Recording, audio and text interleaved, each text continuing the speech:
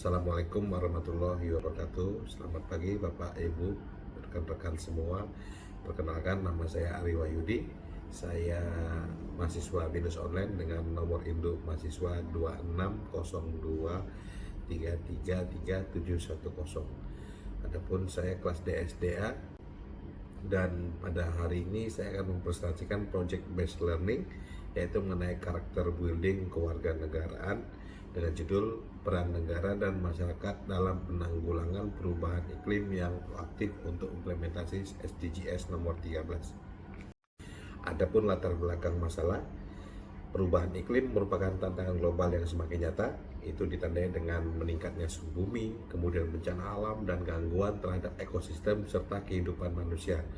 Aktivitas manusia seperti pembakaran bahan bakar fosil dan deforestasi menjadi penyebab utama meningkatnya emisi gas rumah kaca. Dampaknya sangat luas, mulai dari penurunan produktivitas pertanian, ancaman terhadap wilayah pesisir, hingga meningkatnya risiko penyakit. Negara berkembang menjadi pihak yang paling rentan meskipun kontribusinya terhadap emisi global relatif kecil. Sebagai respon SDGs nomor 13, mengajak seluruh negara untuk mengambil tindakan nyata dalam menghadapi perubahan iklim melalui penguatan ketahanan integritas, kebijakan, lalu peningkatan kesadaran publik. Namun implementasinya masih menghadapi tantangan seperti keterbatasan dana, lalu konflik kepentingan ekonomi, dan rendahnya partisipasi masyarakat. Oleh karena itu dibutuhkan kolaborasi global dan strategi inovatif lintas sektor untuk mempercepat transisi menuju pembangunan berkelanjutan dan menjaga kelangsungan hidup generasi mendatang. Lalu adapun rumusan masalah dari proyek yang kami angkat. Yang pertama, apa penyebab utama perubahan iklim dan dampaknya? Lalu, bagaimana peran negara dan masyarakat dalam mengurangi emisi karbon? Kemudian, apa tantangan implementasi mitigasi dan adaptasi iklim? Dan yang terakhir, apa solusi konkret yang bisa diterapkan untuk mendukung SDGs nomor 13 mengenai permasalahan iklim? Adapun metode dan narasumber yang kita gunakan dalam proyek kali ini, yang pertama adalah metode observasi wawancara. 5 orang narasumber dari kelompok kita untuk proyek kali ini. Yang pertama ada Viola, itu adalah seorang Community Development Officer Pertamina. Lalu ada Maulana dari Dirjen Pajak, lalu ada Mas Denny dari PLN Puspan Pro, lalu dari Mas Hilman dari PLN Merauke, dan terakhir adalah Randy dari PLN Demak. Adapun ketika saya mewawancarai Viola yang berkaitan dengan pekerjaan saya, ditemukan temuan utama di lapangan. Wawancara ini dilakukan dengan seorang Community Development Officer CDO di PT Pertamina Patraniaga, yaitu Telagu Teluk Kabung Padang. Wawancara ini menggali informasi mengenai penggunaan energi fosil dan sampah rumah tangga yang merupakan menjadi penyebab utama terjadinya perubahan iklim. Kemudian PT Pertamina Patraniaga IT Teluk Kabung berupaya mengurangi emisi dengan cara melakukan transformasi pada energi terbarukan dan juga menerapkan program CSR, termasuk penanaman mangrove untuk serapan karbon. Narasumber Viola tersebut juga mengurangi emisi pribadi dengan menggunakan transportasi umum. Itu dari hasil diskusi kita di lapangan, juga observasi. Dari wawancara tersebut didapatkan temuan bahwa PT Pertamina Patraniaga memiliki komitmen yang kuat dalam melaksanakan proyek-proyek keberlanjutan melalui pendekatan yang komprehensif dan integrasi untuk perusahaan berfokus pada yang pertama mitigasi melalui program penghijauan dan pengembangan energi yang lebih bersih serta partisipasi aktif dalam program lingkungan. Kemudian yang kedua, adaptasi. Itu melalui peran Viola sebagai salah satu masyarakat juga sadar akan penggunaan transport umum untuk mengurangi emisi.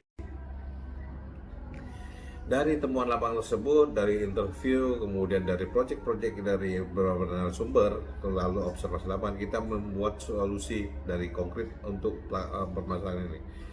Karena perubahan iklim itu merupakan tantangan global yang memerlukan respon cepat, terukur, dan kolaboratif. Untuk mendukung tercapai SDGs 13, saran langkah strategis dan terukur sangat penting agar upaya mitigasi dan adaptasi terhadap perubahan iklim dapat berjalan efektif dan berkelanjutan.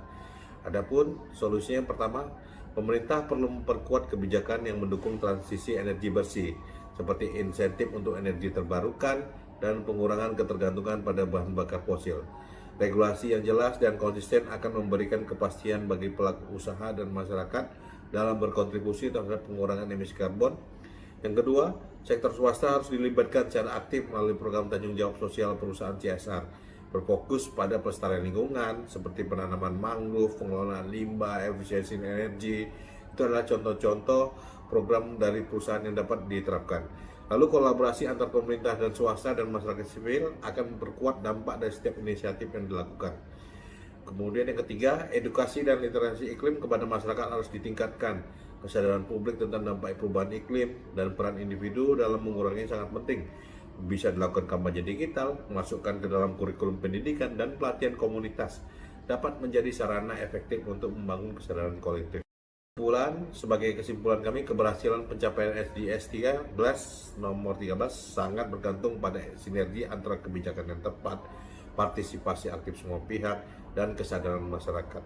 Langkah-langkah strategis yang dirancang secara terukur dan memastikan setiap tindakan yang diambil memberikan dampak nyata dalam menjaga bumi tetap lestari bagi generasi mendatang.